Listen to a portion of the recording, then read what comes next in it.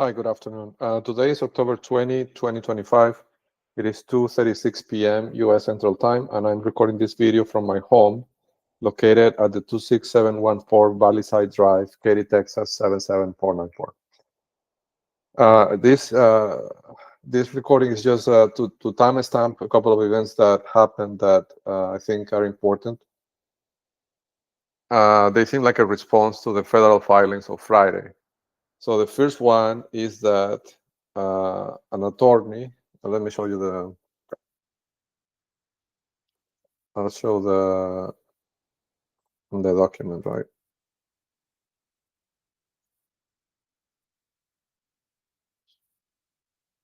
So, yes, so I got this notification from the court at 10:40 a.m., I believe. Yes, 10:40 a.m. Today, Monday, October 20. Okay.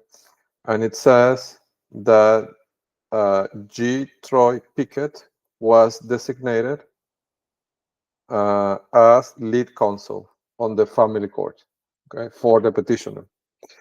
So basically, Morgan Hybner is no longer the lead attorney, okay? And they may split it as, like, because I filed certain motions, she needs more specialized advice, but I don't think that's the case, because I got another email, which I think was probably a mistake. And I'm referring to this one.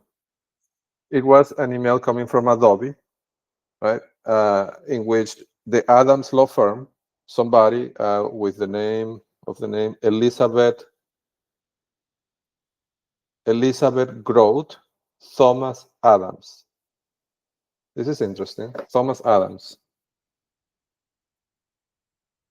So I don't know. Oh, this is interesting. Okay, but this person from the Adams law firm sent me this morning an agreement on Adobe to e-sign, and the agreement was an order motion for withdrawal agreement, as it said here in the title, right?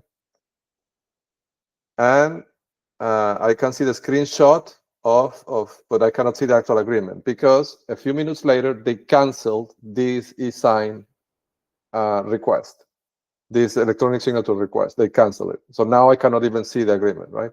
So it seems to me like they made a procedural mistake inside of the law firm, right? Of the Adams law firm specifically. They made a mistake and they sent me something that they shouldn't have sent me, this agreement, right? I mean, this is something that they will send me at some point, but not yet, right? I guess the move was something like, let's introduce the other lawyer and then in a few days take Morgan Hybner out. But they sent me the agreement by mistake. And by looking at the title, I can tell that they're extracting Morgan Hybner. This is because on Friday, October 17th, 2025, I filed in the federal court the motion to recuse the judge as an exhibit, and that includes the evidence and the explanation of how the fraud was committed, of the fraud against not one, but two Texas courts committed by the Adams law firm. So they're withdrawing not only Morgan Hybner, they're withdrawing the entire Adams law firm from the case, right? And they are inserting this other lawyer. Now, that choice is interesting because this other lawyer is not the first time I see him. This other lawyer is the same lawyer that was inserted into the appellate court case. So when I filed the petition for writ of mandamus with the appellate court, the first appellate court, the respondent was the judge. I mean, this was an action taken against the decision that the judge made, right? And the actions that the judge, like the non-action, really, the non-signing the orders, right? And the petition was to ask that court to compel the judge to sign the orders. That was all I was asking, right?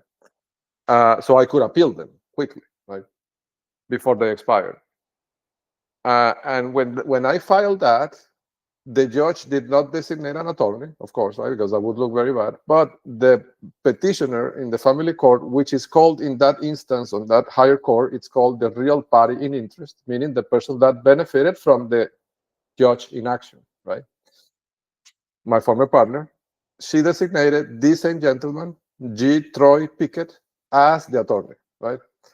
And at that point, I questioned in one of these videos where that money was coming from, because Morgan Hybner had already declared in the record that the petitioner had only $9,000 in the bank account. How is this very expensive attorney being paid, right? It's a logical question to ask.